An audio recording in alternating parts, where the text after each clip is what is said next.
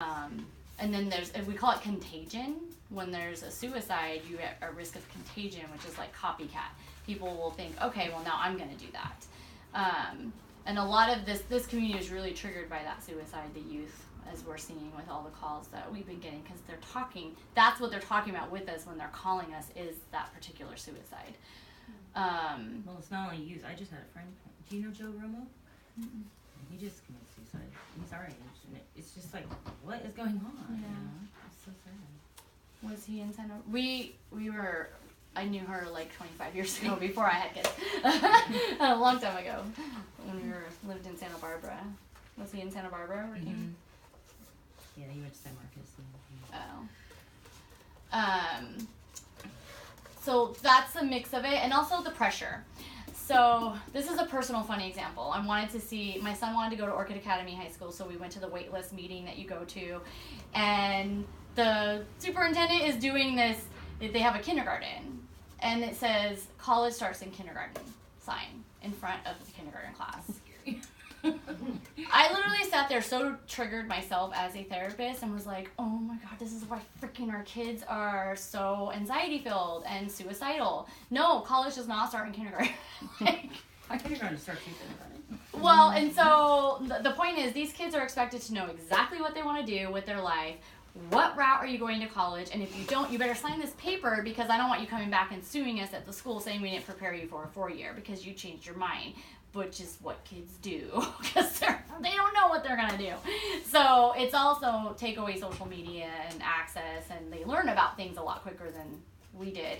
It's the pressure. The pressure is so high for these kids with school, and to know what they're doing and to be prepared. And I mean, even my son's like, well, I don't know what I'm going to do when he's filling out these papers for his classes for next year already. And I'm sitting talking with him, and I'm like, don't worry. If you want to circle that 4-year, that's on you. But if you go to a 2-year, that's fine with me, because I just don't want my kid to end up like that. Because if you go to a 2-year, you're going to be fine. I went to a 2-year, and I got to my master's. You're going to be just fine. They don't have that insight that they're going to be just fine. That's the problem. And in our county, there's been, from the 18 to 24 age group, that TAY group, a lot of completed suicides too. They're just not advertised, and they're the ones at City College, and they're struggling, and they're stressed out, and they just don't have those coping skills or know that they can get through it. How many suicides have there been in Santa Barbara County in the last year? Over 70.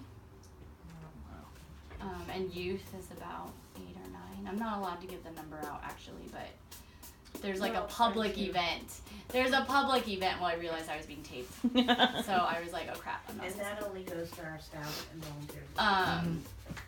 When Anthony Rodriguez is the gentleman who came to the event, we're trying to get him to come to the school to speak here, because all the research shows mentors, not professionals, has more impact on people, like survivors of something, than me as a therapist. I mean, it's more impactful to have that peer mentor.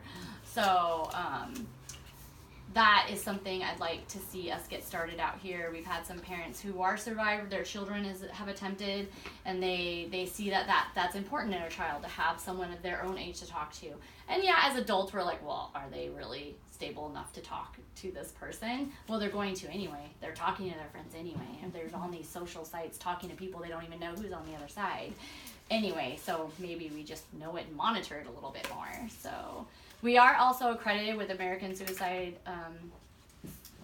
Association of Suicidology, which means we have to adhere our training program to those higher standards and make sure that my team are fully trained in, not that not everyone's fully trained, but really like held to that standard, and have access to all the new research and support, which is nice. And we do call and consult with them and make sure that our team is fully trained. And it's not just suicidology, it's about crisis stabilization. A lot of times when we respond to a school, it's not the kid, it's everyone around the kid that's in crisis, and they don't even see that they're not helping the situation. So that includes that means us adults. So it's a lot of my team really stabilizing everyone else around it and then working with the youth. You would be surprised. Or sometimes it's even law enforcement. Like you have to, it depends. Or it's the social workers in the ER who think they know what's best. Or it's like, can we all collaborate together? Or that scared them so much that they're like, nope, this is a hold and you're going to do this and this is crazy. And yeah. We have a lot of people disagree with what our decisions are. That comes with crisis work, I think. But this is what I want to put out there, and I have my cards. Like, if you guys ever feel like, you know what, you're questioning a response, or you didn't get the response you wanted, I want to know, because I do want to do quality control with my team and make sure those backups and the supervisors are making the right decision when they're triaging. So there have been 70 completed or 70 attempts with 7 completed? Oh, no. The attempts Attempts would be in the hundreds, yeah. right? Yeah. For every completed suicide, there were 25 attempts, statistically speaking. So when someone's experiencing suicidology symptoms and have made an attempt, that makes them at risk even more so. And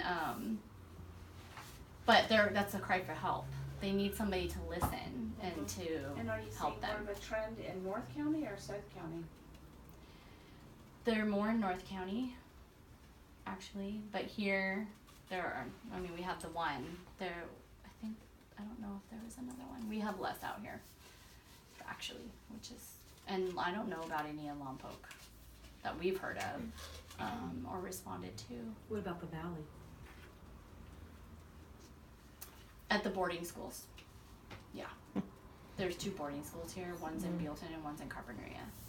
That's a totally different type of population. They're kind of alone, don't even have a family, and some of them, the families are in a total another country. They're parents and siblings, and they're by themselves. So that's all.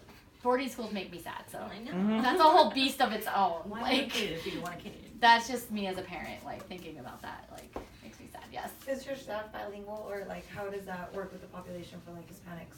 I have 2 fully bilingual, because I only have 4 people right now, because I'm understaffed and I'm hoping to fill that. But we use a translation line, so they call and then call them right back, and the translation. Some of my bilingual staff are like they're not translating well, or some of my staff are like level 1, but they already can tell that person's not translating right, so they'll ask for a different person and then call them back. And usually that works just fine, and we'll use it in person with parents. Have a non-speaker and that other person's translating for us. I mean, it's hard to find bilingual staff, as you guys probably know, when we try really hard, but We're blessed right now with. I can see that. It was nice. I almost am like trying to think I should go back, but I don't think I'd be bilingual level. In our field, it's hard to translate the language of therapy. Even my fully bilingual, bicultural staff are like, okay, I don't even know how to say this. So, but I mean, all our forms, we have, anything that we hand over, we have the safety plan in Spanish too. We'll give the parents that form. Sometimes the Spanish is not even good for the youth, and they have a hard time communicating with their parent. And then there's also the Mixteco population, which can be really difficult. Mm-hmm. They have Mixteco on our translation line, but those take longer to wait for. Yeah. But they're all languages. We've had to use it for Chinese before. That was one thing that the sheriff's department, when we went out to Solvang, they were like, "What do you need from us?" They said a Chinese translator. We were like, Really? "We've got nothing." Is there an app for that? Yeah. The phone service is expensive though. It's like $3 a minute that they charge to our credit cards. It's like super expensive. That's why we don't use it, because we can't. There's no way. Yeah. If you, nonprofit. I don't even know how we afford it. But if you guys know any bilingual people that want to do crisis work, let me know.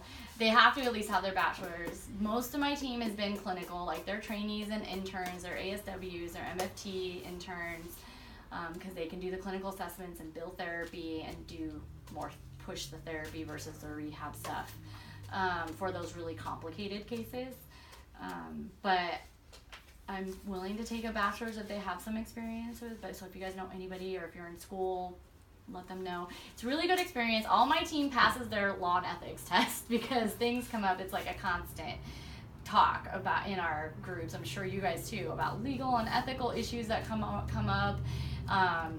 And yeah, it's really intensive work, as you guys know, but you learn so much, and it really is enriching to be a part of someone's life at the most critical point of their life, because it's amazing, like in therapy, how long it can take to build rapport and learn about things, where you're like 7 sessions in and you're like, oh my God, why didn't you tell me that in our assessment? Like, this would have been good to know.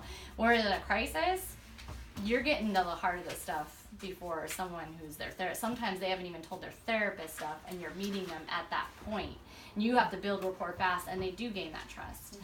So that's the beautiful part about crisis work, which I know sounds kind of weird, but being there during the most critical time and helping that, and parents are really thankful because they're scared right now when their kids are saying those things. They don't know what to do, and they don't want to make it worse.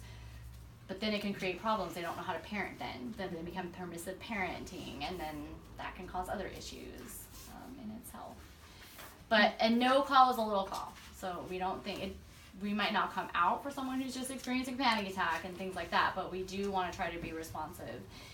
And when I'm fully staffed, I feel like we not, except for this, like now that I'm coming into having half my team, we've responded to every school response, every law enforcement response. Maybe someone had to wait like 40 minutes because every single person was out. Which before, when I first started 2 years ago, we were at where we're at now, and we would have to like triage and send. I've sent emails to the county so they kind of know our predicament, but hopefully we can have some applicants. It's the time of the year too. Oh, yeah. It's the time of the year. It happens to be not the greatest time of year. People aren't looking for jobs. Or volunteering. Right. Yeah, and we don't do volunteer work. Oh, you don't? No. I mean, we can take interns, like ASW sometimes need a site for a year where they don't get paid. Or if someone wants to be an intern for like 6 months, it has to be linked to the school, and we have to have like a contract with the school, so we do that. Or if someone really wants to, I know we did interview a few months ago someone who really wanted to just to try the experience, but he was in school. But we didn't take that one person on. There's a lot of liability issues and confidentiality and things. So we don't do that like you guys do. That's how you guys are able to run your programs. Yes. Financially. So are there any other questions? I know I kind of said a lot. Sorry. Thank No, you. we appreciate it. Thank you very much for coming out. Yeah. Sorry, I didn't have my